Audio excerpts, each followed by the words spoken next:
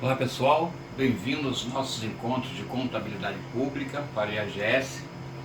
Vamos iniciar os nossos encontros rumo à prova que se aproxima e a gente separou aqui esse programa, tá? A gente vai ter a Lei 4.320, que não obstante no edital tenha saído como direito administrativo, a gente sabe que é uma matéria tipicamente, ministrada na área de contabilidade pública. Tem os dois, a matéria de direito financeiro, porém tem muito a parte contábil. E depois a gente vai também falar da Instrução Normativa 05/2017, combinado? Muito bem. Inicialmente a gente vai pegar na aula 1 os conceitos iniciais, a gente vai falar dos meandros da contabilidade pública, objeto, objetivo, que é o foco da lei também, é o foco da Lei 4.320, certo aspecto, quando ela fala que tem que ter controle dos orçamentos e dos balanços gerais. Então, só para a gente ficar no mesmo campo semântico, vamos iniciar falando basicamente o seguinte: similar à contabilidade geral, a contabilidade aplicada ao setor público também é influenciada pelos princípios contábeis, que nós já vimos, o PRECOC, só que também é influenciada pelos princípios orçamentários, que a gente vai ver. A gente tem como, não diria conceito, mas uma função da contabilidade. A gente já sabe que a contabilidade é uma ciência social, cujo objetivo é prestar informações sobre o patrimônio. O objeto da contabilidade é o patrimônio, aqui também é o patrimônio público, mas a gente chama atenção para a Lei 4.320, que é o foco, que ela diz lá no artigo 85 o seguinte: os serviços de contabilidade serão organizados de forma a permitirem o acompanhamento da execução orçamentária, o conhecimento da composição patrimonial, a determinação dos custos dos serviços industriais, o levantamento dos balanços gerais, análise e interpretação dos resultados econômicos e financeiros.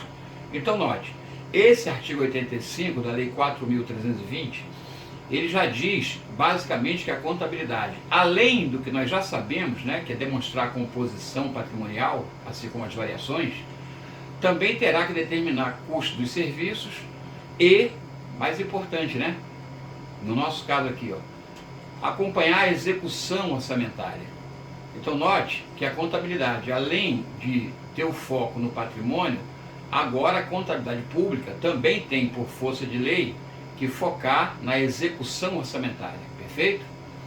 Então, mais uma vez, influencia a contabilidade aplicada ao setor público, os princípios contábeis e os orçamentários, que a gente estudará, a Lei 4.320/64, que é o nosso foco principal, a LRF, a gente falará só incidentalmente, não é o objetivo desses encontros, o Manual de Contabilidade aplicado ao setor público, a gente vai mencionar, também não é objeto, as normas brasileiras de contabilidade técnicas, aplicadas ao setor público, além das IPSAS e FAC, que seriam normas internacionais.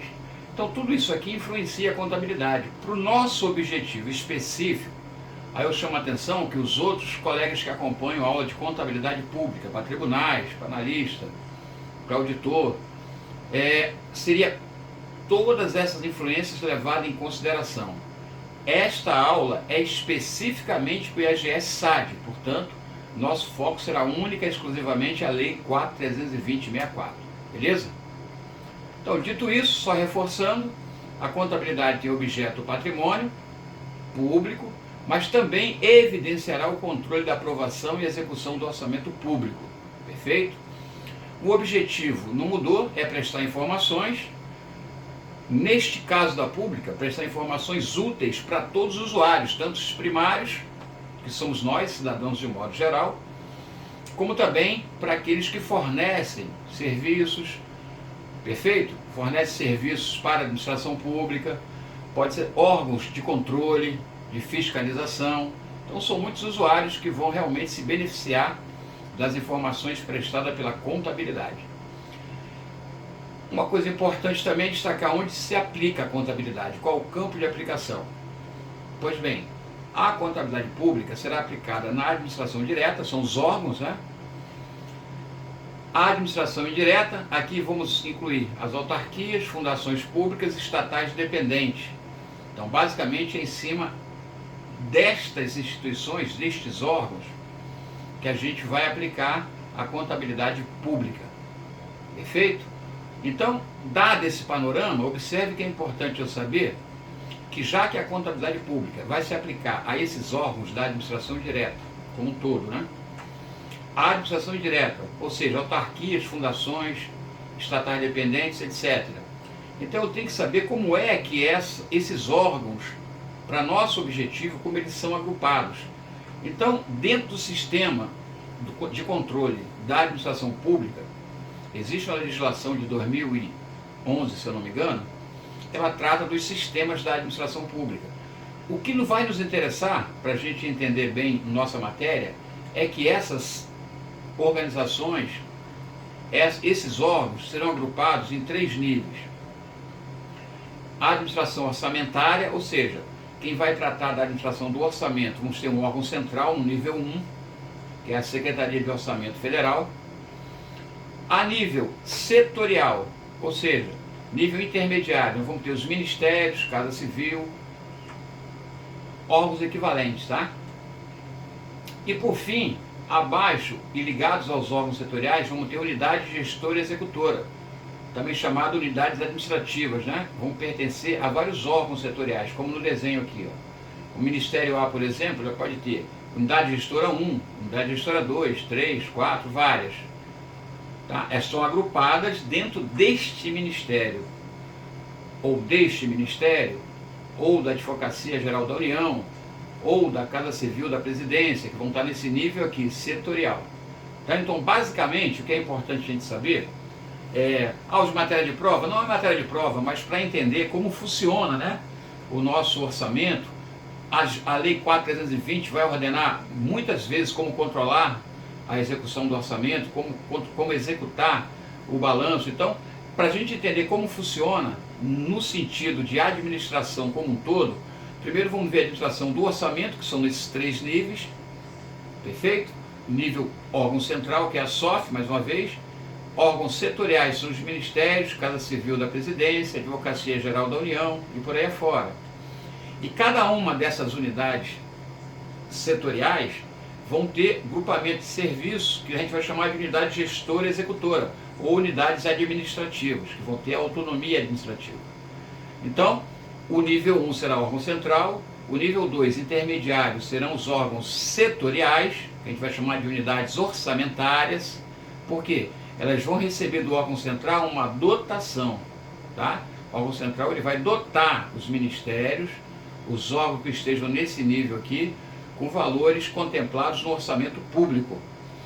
E esses ministérios, esses órgãos setoriais, unidades orçamentárias, vão descentralizar essas dotações para as unidades gestoras, e estas é que realmente vão executar o orçamento.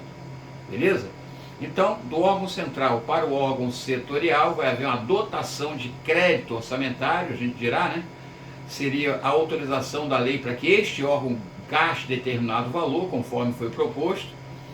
Este órgão setorial, ele vai transferir, descentralizar valores para suas unidades gestoras. Tá? Essa descentralização a gente chama de provisão. Então ela vai provisionar a unidade gestora 1, unidade gestora 2 e demais que estejam dentro da sua área de atuação. Ela vai concentrar, quando for a proposta orçamentária, as unidades gestoras propõem, ela consolida, manda para o órgão central, que consolida, e manda para a Casa Civil da Presidência, para que seja encaminhado pelo Executivo para o Congresso Nacional. Quando aprovado, então o orçamento ele é dotado, autorizada a lei do orçamento, aprovada pelo Congresso Nacional, sancionada pelo Presidente, ela vai ser, cada ministério vai ser dotado com crédito, né? Cada unidade orçamentária ou ministério, que a gente vai chamar de unidade setorial, órgão setorial de programação financeira também, eles vão receber por dotação e vão transferir, descentralizar valores para as suas unidades gestoras através da chamada provisão. Tá? De quê? De crédito, tá? Então, órgão central para o setorial, dotação de crédito, setorial para a unidade gestora executora, provisão. Perfeito? Essa é a visão que a gente deve ter, vai ser útil. Como eu disse, não é questão de prova, já foi no passado. Atualmente é só para eu entender como é que funciona. Então, quando eu precisar, administração pública, precisar iniciar a proposta, eu vou começar pela minha unidade gestora, né? Cada um faz o seu plano de trabalho, manda para o seu ministério, para o seu órgão setorial, ou unidade orçamentária, tá? Sinônimos. Essa unidade orçamentária, né? Esse órgão setorial, vai consolidar, vai enviar para o órgão central, que é a SOF. Ela receberá de todo mundo as propostas, unificará e mandará a proposta para a Casa Civil da Presidência, e o presidente, através de uma mensagem, encaminha a proposta para o Congresso Nacional. Isso a gente verá nas aulas. Isso está dentro do objeto da lei. Tá? Esse é o objeto de estudo da Lei 420 que a gente vai ver. Mas eu queria só que vocês tivessem essa noção, tá? Isso é administração orçamentária. Essa mesma organização funciona também para a parte financeira. A gente vai ver no próximo slide. Fica tudo igual, só muda o órgão central. Note. Nada mudou, apenas que o órgão central, agora a gente está falando da parte financeira. Então, depois que as unidades receberam os créditos orçamentários, precisam de dinheiro. Então, as unidades gestoras, dentro das suas cotas, né, recebidas por provisão, vão pedir dinheiro ao Ministério, que a gente vai chamar aqui de órgão setorial de programação financeira.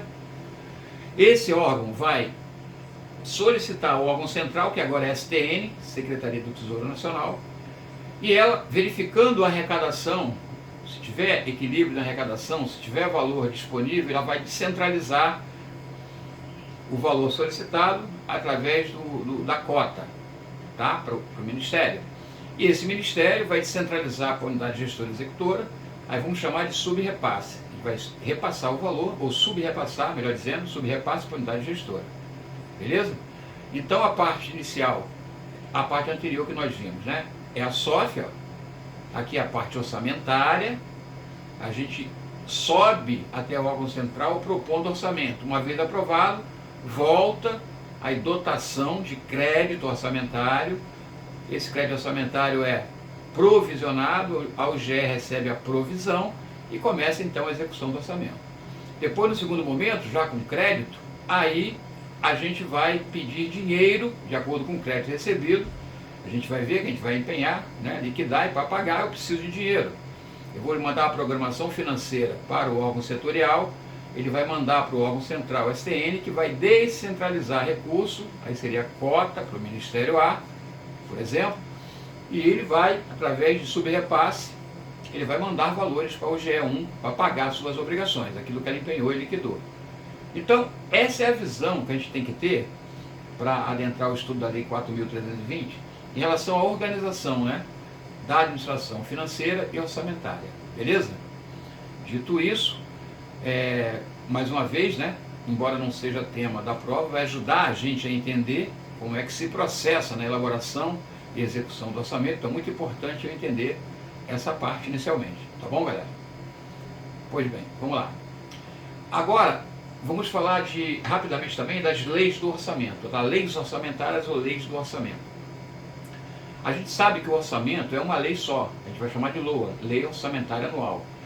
Mas só que a lei orçamentária anual vai ter os planos do governo, onde ele vai executar os programas de trabalho previstos, só que anteriormente à lei orçamentária anual é feito um plano plurianual, ou seja, uma lei ordinária, que eu vou chamar de plano plurianual, e essa lei ela tem os seguintes aspectos relevantes. A vigência é 4 anos, ou seja, quando o presidente assume, ele propõe, aí tem início do segundo ano do mandato. Vai para o Legislativo até 31 de agosto, a proposta, e tem que ser aprovada até 22 de dezembro. E o que tem nesse plano plurianual? Tem o famigerado DOM. A gente memoriza assim para concurso, né? DOM, D-O-M, DOM. Diretrizes, objetivos e metas. Beleza? Então, o plano orçamentário para 4 anos, chama de plano plurianual, é um plano para 4 anos, que vai ter lá diretrizes, objetivos e metas por região do país, né? Para despesa de capital, a gente vai ver, ou seja, para investimentos, beleza? E outras despesas que decorram dela, e também relativo ao programa de duração continuada. Significa que esse planejamento para 4 anos vai ter diretrizes, em cima de quais diretrizes se baseia o planejamento, os objetivos que se quer alcançar para uma finalidade pública, né, para atender um anseio da sociedade, as metas por região, ou seja, o quanto do objetivo eu vou realizar por região, é a meta regionalizada, e tudo isso a respeito do quê? A respeito do que eu quero investir, a respeito das despesas de capital e outras despesas que decorrem dela, que seriam a despesa de manutenção, ou despesas correntes, como a gente vai ver, né? A parte mais econômica. E esse planejamento, então, é um planejamento de médio prazo, é regionalizado, como eu disse, tem os programas. O que são programas? Programas é um instrumento de ação do governo. O governo tem várias ações, e essas ações são colocadas em programas. Por exemplo, programa Bolsa Família, programa Sem Fome, Brasil Sem Fome, vários programas de iniciativa do governo para atender um anseio público. E esses programas têm ações que são continuadas, né? Ações que são continuadas, tem ações que são limitadas no tempo, que a gente vai chamar de projeto, e tudo isso vai estar onde? No plano plurianual, no plano para 4 anos. Toda a programação do governo e as ações que ele pretende para 4 anos, tá? Ali vão conter os indicadores de desempenho, os princípios que orientam esse planejamento é o da eficácia e efetividade, né? Ou seja, vai ter que haver uma busca, né, de eficácia, eficiência e eficácia para chegar à efetividade. Vai haver participação social, ou pode haver estabelecimento de parceria, mas de qualquer forma a iniciativa dessa lei é única e exclusiva, de acordo com a Constituição, do presidente da República, ou seja, do chefe do executivo, né? Presidente da República na União, governador no estado e prefeito do município. Então aqui ele planeja para 4 anos, como já vimos, né? O famigerado DOM, coloca as diretrizes, objetivos e metas por região, do que ele quer investir e do que mais ele pretende gastar, inclusive de forma continuada. E depois desse planejamento ele faz uma segunda lei, que é a Lei de Diretrizes Orçamentárias, LDO. Essa lei, ela vai com foco no PPA, ela vai pegar a meta e a priorização, o que vai ser executado primeiro do planejamento de 4 anos. Então essa lei de diretrizes aqui, ela é anual, beleza? Ela é anual. Então ela vai pegar lá no PPA, ela vai pegar as prioridades, beleza? Vai estabelecer as diretrizes de política fiscal e as metas, ou seja, ela vai dizer que tem que haver equilíbrio de receita e despesa, ela vai dizer dos investimentos, aquilo que será executado no ano seguinte, ela vai, em outras palavras, selecionar, né, ela vai vincular o que está lá no planejamento PPA para 4 anos, ela vai vincular, ela vai obrigar a lei de orçamento a executar no ano seguinte. Sempre tendo em vista, né, tem que ser consoante com a trajetória sustentável da dívida, ou seja, essa lei de diretriz ela vai regular, de certa forma, a política fiscal e econômica para que haja realmente uma sustentabilidade da dívida pública, para que a dívida não avance. Então ela vai, por exemplo, colocar metas lá para os anos seguintes de arrecadação, ela vai tratar de orientar a LOA, colocar política de aplicação de agências oficiais de fomento de investimento, ela vai colocar lá alterações na legislação tributária, ela vai colocar as metas fiscais de um modo geral. Tudo isso ela vai colocar para quem? Para que a LOA, que é a lei do orçamento propriamente dito, execute no ano seguinte. Então, PPA planejou para 4 anos, a LDO fixou o que interessa para o ano seguinte e vai mandar a lei do orçamento é que vai realmente executar, tá? Então nosso foco é essa aqui, é a lei orçamentária propriamente dita, né, que é anual. E essa lei orçamentária nossa, ela compreende 3 aspectos, 3 esferas, tá? É uma lei só, mas que compreenderá o orçamento fiscal, ou seja, tudo que se arrecada, e esse orçamento fiscal, referente aos poderes, fundos e órgãos, etc., ele vai basicamente colocar o custeio de toda a máquina pública. E, em tendo alguma sobra, vai também tratar de investimento, mas a prioridade aqui é o custeio da máquina pública. Beleza? É o orçamento fiscal. O orçamento de investimento das estatais, ou o investimento das empresas que a União direta ou indiretamente detém a maioria, é o orçamento de investimento das estatais, a gente diria, né? Esse aqui é justamente o foco apenas no investimento. É uma área da LOA, da Lei do Orçamento, que trata especificamente de investimento, baseado na participação da União, direta ou indireta, né, no capital das empresas, as chamadas estatais, Sociedade de Economia Mista, por exemplo, né, Petrobras é um bom exemplo. Esse é o orçamento de investimento das estatais. É uma outra esfera, outra área da lei orçamentária. E a terceira é o orçamento da Seguridade Social. Aqui, o orçamento trata somente de saúde, previdência e assistência. Aqui vai tratar somente disso. Saúde, previdência e assistência social. Vai abranger todas as entidades vinculadas, né, administração direta ou indireta, também fundos, instituídos em lei, fundações públicas, tudo ligado à Seguridade Social, vai estar aqui dentro do orçamento, está nessa esfera da lei de orçamento. Então, é uma lei só, para um ano, mas ela tem, dentro dessa lei, tem a área do orçamento fiscal, que é para custear os poderes, né? Custear a máquina pública, é o custeio, e se sobrar alguma coisa também investe. Tem o orçamento de investimento, né? O que ela pretende investir com as suas estatais, e o orçamento da Seguridade, para mostrar, né, como é que está a Seguridade Social. Aqui esse orçamento trata somente disso, saúde, previdência e assistência social.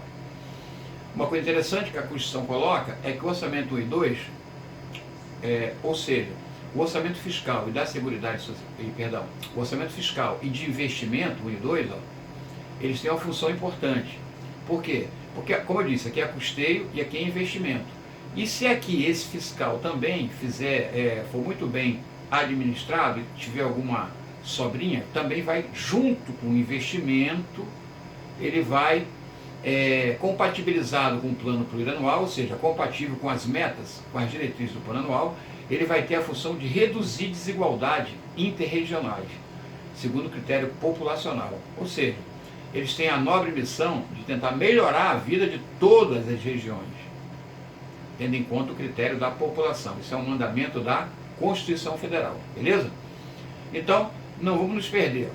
A lei, primeiro, plano plurianual, é uma lei do governo, lei ordinária, vigente por 4 anos. Qual o objetivo? Colocar diretrizes, objetivos e metas regionalizadas do governo. A LDO, ela vem para o quê? Orientar a LOA. Ela vem para vincular o que está lá no plano plurianual para direcionar o que será executado no ano seguinte. Para isso, ela cria um ambiente saudável, porque ela coloca aqui a política fiscal, coloca as metas que pretende alcançar da política fiscal, beleza? Orienta a elaboração da execução do orçamento. Então ela vai vincular o planejamento de médio prazo, o que deverá ser feito no ano seguinte. A LOA é que vai realmente executar, ou seja, a LOA vai arrecadar as receitas e vai pegar os planos de trabalho do governo, direcionados pela LDO, mas que estavam lá no plano plurianual, e vai realmente executar. Perfeito? Então ficaria assim um resumo.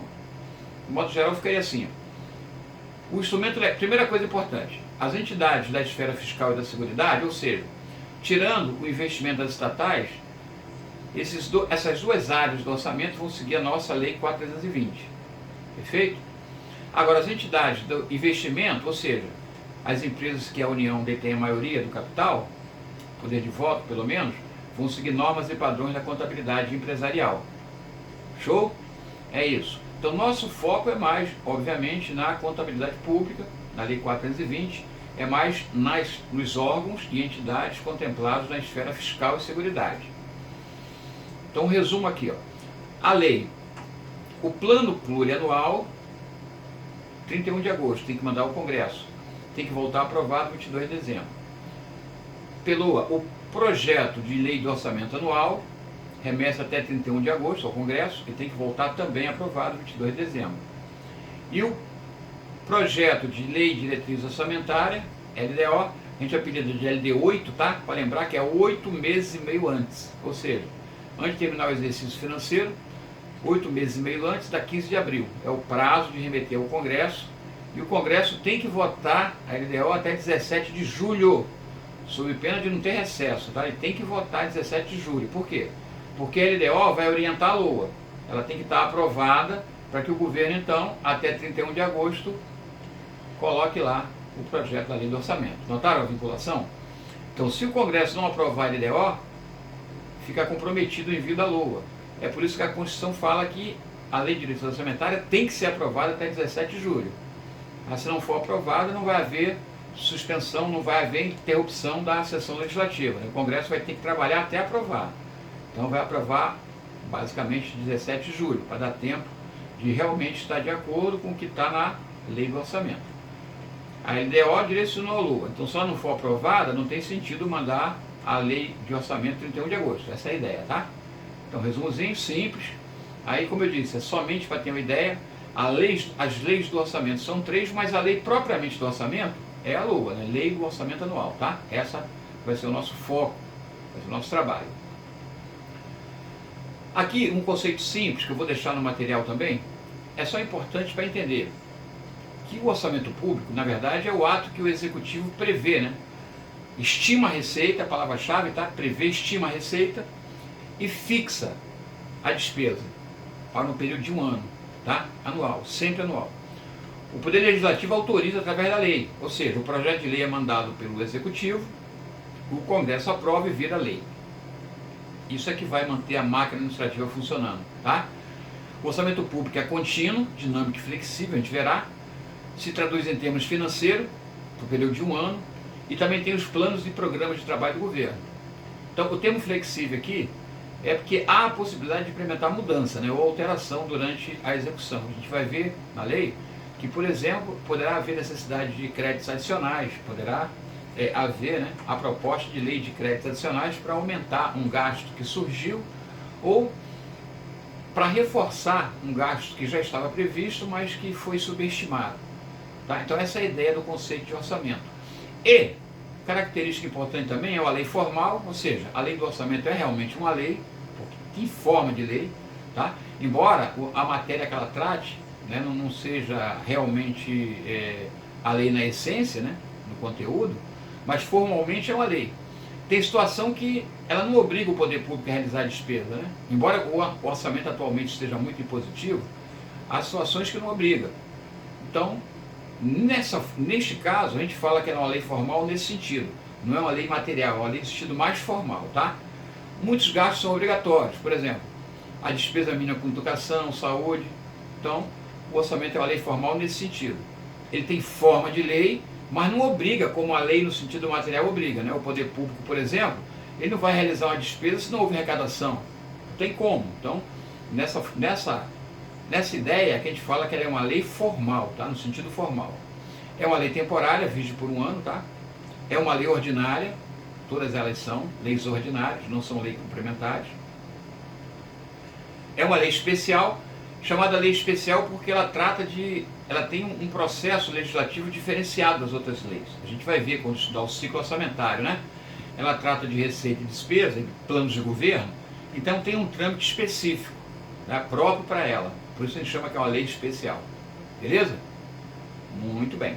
Agora sim, já que a gente deu essa introdução, a gente pode entrar no nosso objeto, que é realmente estudar a Lei 4.320 de 64.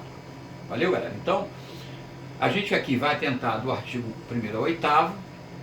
O nosso objetivo aqui é esclarecer item a item, artigo a artigo, em alguns pontos. A gente vai falar de um assunto de uma forma mais romântica, né? A gente vai criar um contexto, em outro a gente vai ser bem objetivo, tá?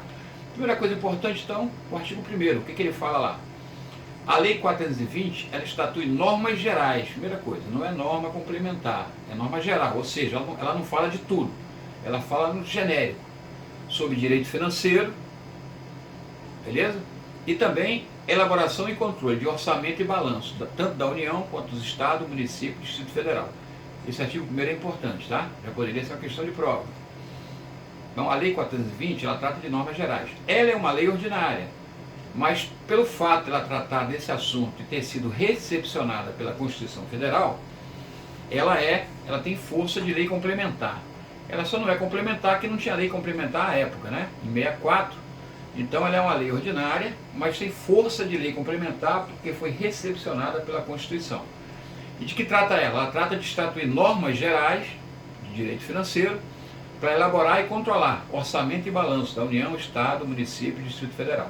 Beleza? Isso aqui não tem problema nenhum, né? Muito bem. O artigo 2º trata que a lei do orçamento discriminará a receita e despesa de forma a evidenciar a política econômica e financeira e o programa de trabalho do governo, obedecidos os princípios, né, a gente chama de UAU, unidade, anualidade, universalidade. Então, esse artigo 2º, ele diz o seguinte, a nossa lei do orçamento vai tratar de quê? De receita e despesa, tá? Embora, agora, atualmente, a gente não usa mais aquele orçamento tradicional, que é só colocar receita e despesa, não é somente isso, né? Agora nós temos o orçamento de programa, ou seja, com planejamento, né? Então, A lei tem a discriminação da receita e despesa. Lembrando, a receita é sempre estimada, a despesa é sempre fixada, não esqueça, tá? No orçamento, a receita é estimada, prevista, a despesa é fixada. Muito bem. Só que, além disso, tem que haver também o quê? A política econômica financeira evidenciada na lei e o programa de trabalho do governo, o que ele pretende fazer, tá? Esse programa de trabalho é o que ele pretende fazer neste ano, da lei que ela está em vigor, e é fruto, esse programa é fruto de direcionamento da LDO, como vimos, né? E a LDO direcionou porque estava prevista onde? Lá no PPA. Beleza? Então o artigo 2º só diz isso, que a lei vai ter receita e despesa e vai ter que evidenciar o programa do governo, tá? Obedecendo os princípios da universalidade, da unidade e da anualidade. Muito bem. O que trata o princípio da unidade? O orçamento é uno, palavra-chave, tá? Escreva aí, orçamento uno.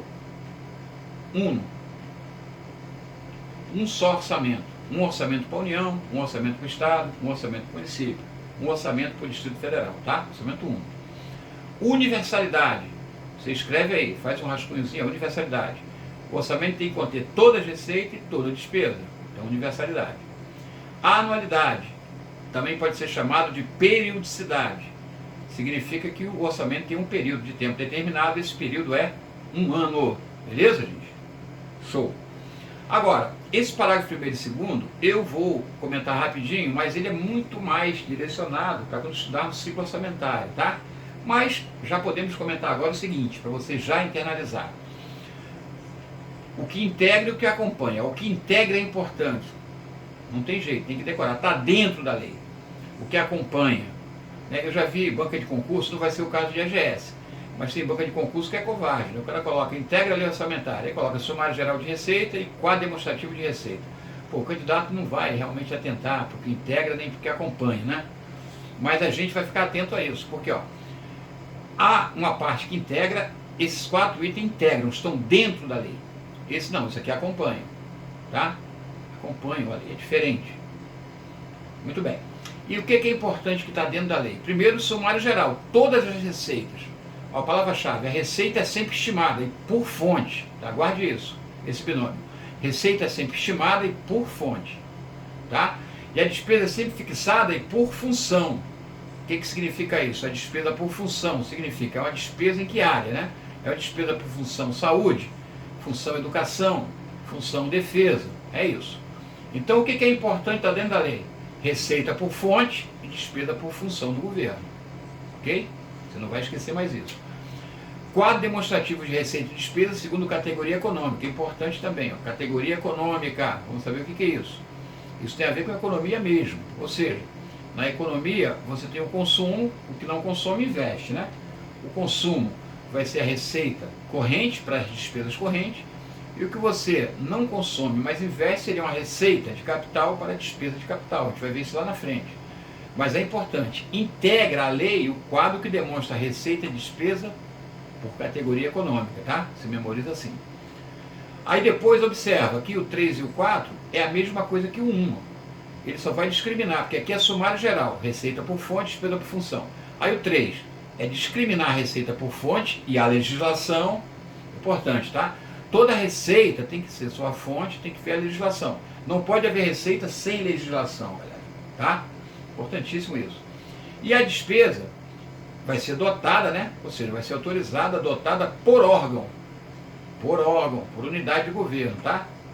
Por órgão de governo. Quando vimos lá, unidade administrativa, não vimos? É naquela ideia. Então, unidade administrativa 1, que está dentro do órgão setorial A, é nessa ideia. Vai vir um quadro com a dotação, autorização por cada órgão orçamentário. Seria aquele órgão que nós vimos, que é o órgão setorial, né? Aquele que intermedia. Aqui não é nem a unidade gestora, nem é o órgão central. Aqui é o órgão do meio. Tá? Cada um órgão daquele é chamado unidade orçamentária e vai receber a sua dotação. Então, importantíssimo, está dentro da lei integra. O que acompanha, observa que há receita e plano de aplicação de fundos, ou seja, fundo é algo instituído em lei, né? É uma receita especificada, instituída em lei, para determinado serviço especial. Então não está dentro do geralzão, vem por fora. quadro demonstrativo de despesa, quadro demonstrativo do programa de trabalho em termos de realização de obras e prestação de serviço. Também acompanha, tá? Não está dentro. Então, essa diferença de integra e acompanha já foi importante em alguns concursos. Para a gente, EGS, não creio que seja tão importante, mas não custa você lembrar, né? É só lembrar que o que integra, que é importante, ó, receita por fonte, despesa por função. Receita e despesa, categoria econômica, a gente vai estudar muito, você não vai esquecer.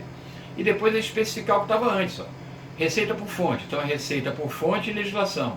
Despesa por função, então é dotação por órgão do governo. Tranquilo? Aí foi o artigo 1 e 2. Destaque desse slide aqui, é o princípio UAU, não esqueça, tá? Muito recorrente concurso.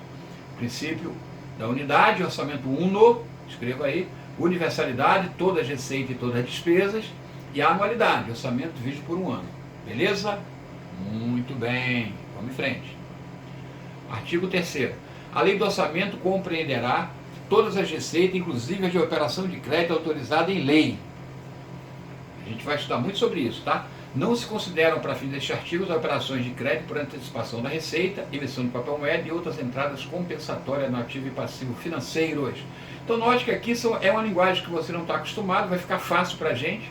Mais à frente isso vai ficar muito fácil, agora talvez nem tanto, mas a gente vai entender, por exemplo, quem já viu contabilidade geral não vai sentir dificuldade quando ele diz aqui, a entrada compensatória, ou seja, é um valor que entra, mas que também surge uma obrigação, né? Ó, ativo e passivo financeiro, é como se fosse, você não conhece financeiro ainda, mas é como se fosse o nosso ativo mesmo, circulante e passivo circulante, né? Ou seja, entrou um valor, mas tem uma obrigação, então é uma entrada compensatória, a gente vai ver isso com muito carinho lá na frente. Agora é só entender que a lei do orçamento compreenderá todas as receitas, inclusive a operação de crédito, autorizada em lei. Então, note, aqui ele fala que não considera a operação a antecipação da receita. Tá, o que seria isso? Que a gente vai ver com muito carinho. É chamado débito de tesouraria. Seria uma operação de crédito de curtíssimo prazo. Para qual objetivo? Para suprir momentânea insuficiência de caixa. Beleza? Então aqui não tem que ter autorização no Congresso, beleza. Não precisa compreender. Mas aqui ele fala que compreende todas as receitas, inclusive a operação de crédito. Ou seja, tem operação de crédito que pode estar autorizada na lei. Essa operação de crédito aqui não é para insuficiência de caixa, é para cobrir déficit orçamentário. Então essa pode até estar na lei, tá? A gente vai falar muito sobre isso também.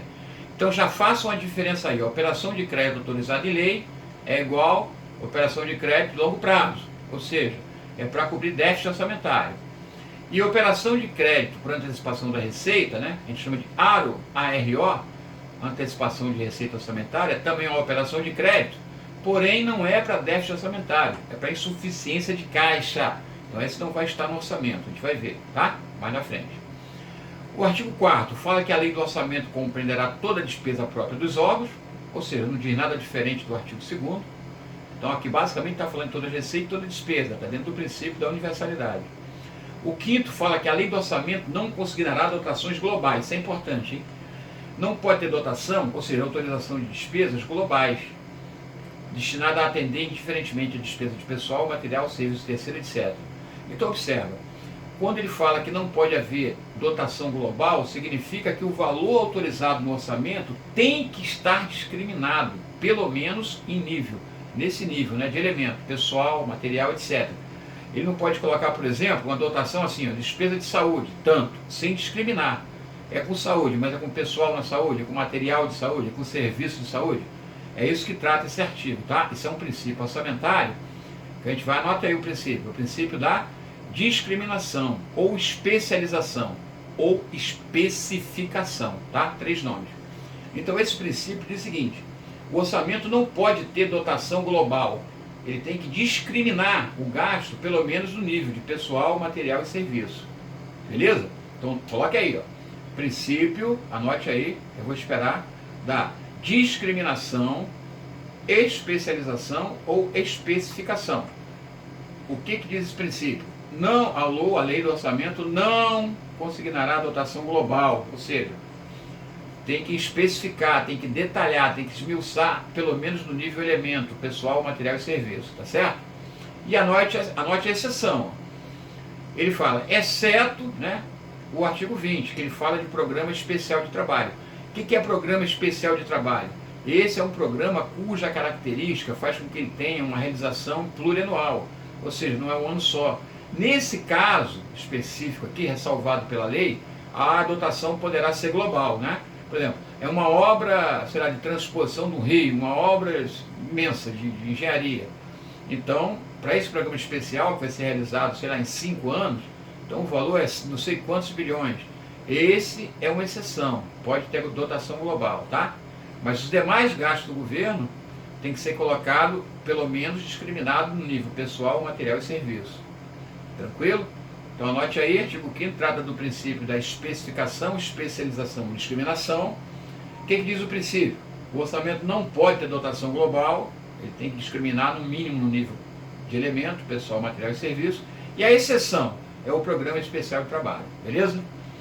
Há outras exceções, mas a lei só trata dessa, tá? Também tem uma reserva de contingência, que é um valor reservado para, como o nome diz, futuras contingências, mas aí não está na lei, nesta lei não, tá? Está em outra legislação, mas seria um outro exemplo de exceção, tá? Muito bem. Artigo 6º. Toda receita e despesa constarão da lei do orçamento pelos seus totais, vedado qualquer dedução. Esse também é um princípio orçamentário, é o mesmo princípio da universalidade, ó. Todas as receitas e despesas constarão na lei, pelos seus totais, aí vedado dedução. Esse complemento faz com que a gente chame esse princípio de orçamento bruto. Então, ele é igualzinho à universalidade, observa. Toda despesa e receita tem que constar na lei, até é igual à universalidade. Mas quando ele tem esse complemento, ó, pelo total, vedado qualquer dedução, aí eu digo que é orçamento bruto, ou seja, é o princípio do orçamento bruto. Show? Anote aí. Parágrafo 1º. As cotas de receita de uma entidade pública devem transferir, incluir-se-ão como despesa no orçamento da entidade obrigada à transferência, como receita na que deva receber. Isso é tranquilo, né? Aqui diz o seguinte, a gente vai ver também mais à frente, quando falar de ciclo orçamentário, quando falar de execução da receita e despesa. Se, por exemplo, a União tem que transferir um valor, né, seja para custeio ou para investimento, então para a União que transfere, será o quê? Despesa. E para a unidade que vai receber, uma receita. É isso que ele está dizendo, tá? Muito bem. Para cumprimento exposto no anterior, o cálculo da cota terá por base os dados apurados no balanço do exercício anterior, aquele que se elaborar a proposta orçamentária do governo obrigado à transferência. Então, esses valores aqui vão decorrer, né, do que tiver calculado com base no balanço do exercício anterior. Isso é importante? Sim. Mas o mais importante desse slide é o artigo 6º, galera. Anote aí, tá? Princípio do orçamento bruto. Todas as receitas e despesas constarão na lei do orçamento pelos seus totais, vedado qualquer dedução. Beleza? Muito bem. O artigo 7º. A lei do orçamento poderá conter autorização do executivo para abrir créditos suplementares até determinada importância. A gente verá isso quando estudar créditos suplementares, tá? O que é créditos suplementares? É autorização para gastar mais. Está lá no artigo 43 em diante. A gente vai ver quando estudar os créditos adicionais. São valores autorizados por lei, tá? E abertos por decreto, para suplementar o orçamento, ou mesmo para... pode não ser para suplementar, pode ser uma despesa nova. Aí vai ter créditos especiais, vai ter crédito extraordinário, a gente vai ver na oportunidade. Segundo, realizar em qualquer mês do exercício financeiro a operação de crédito por antecipação. Observa, ó, realizar em qualquer mês do exercício financeiro, para realizar a operação de crédito por antecipação da receita, para atender insuficiência de caixa. Então, note, a lei fala que ele pode fazer a operação de crédito curto prazo, tá vendo? Pode, ele já está autorizado nessa lei, norma geral. Então não tem que estar na lei do orçamento isso aqui, tá? Porque já está autorizado por lei, ele pode pegar, só que aqui ele fala em qualquer mês, né? Só que agora não, a LRF já disse que é o seguinte, atualizou, né? Em qualquer mês sim, mas tem que ser a partir de 10 de janeiro e tem que quitar até 10 de dezembro. Mas no nosso caso aqui, a lei 420 não entra no mérito, só fala que pode realizar em qualquer mês do exercício financeiro. E o exercício financeiro, para a gente, vai ser de 1º de janeiro a 31 de dezembro, tá? Conforme o artigo 34, que a gente vai ver. Beleza? Então, é importante. Já está na norma geral que o governo, se precisar insuficiência de caixa, tem que suprir alguma insuficiência de caixa, ele pode fazer uma operação de crédito por curto prazo, chamada antecipação de receita orçamentária, o ARO.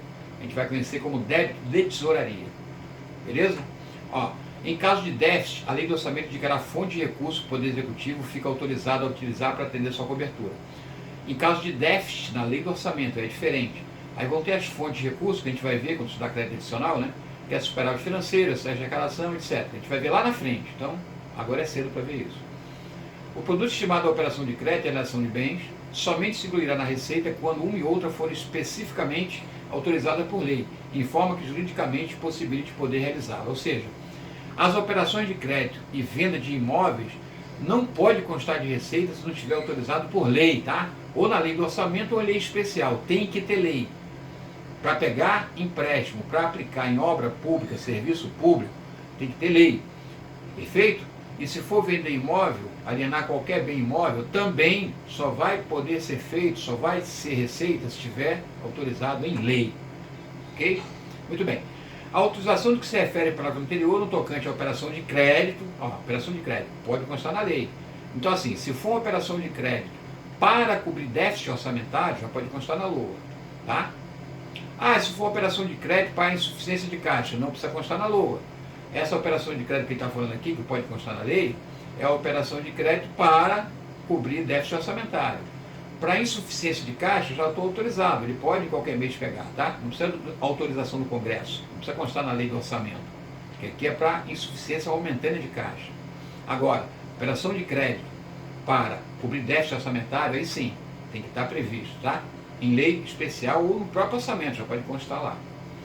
E o artigo 8º, a discriminação da receita e da despesa por cada órgão ou unidade administrativa, a que se refere ao artigo 2º, né? Ou seja, destinar a receita por fonte de legislação, né? E as dotações por órgão de governo obedecerá à fórmula do anexo 2. Aqui não interfere muito não muda nada. Esse anexo 2 a gente não vai nem estudar. Aqui é só para dizer o seguinte, que a receita e despesa tem que ser discriminada por unidade administrativa, como eu disse, né? Só está reforçando lá o que vimos no artigo 2º. Beleza? Então, galera, é isso. Até o artigo 8º, a gente cumpriu aqui, ó, não tem muita coisa a acrescentar, a não ser reforçar os princípios, tá?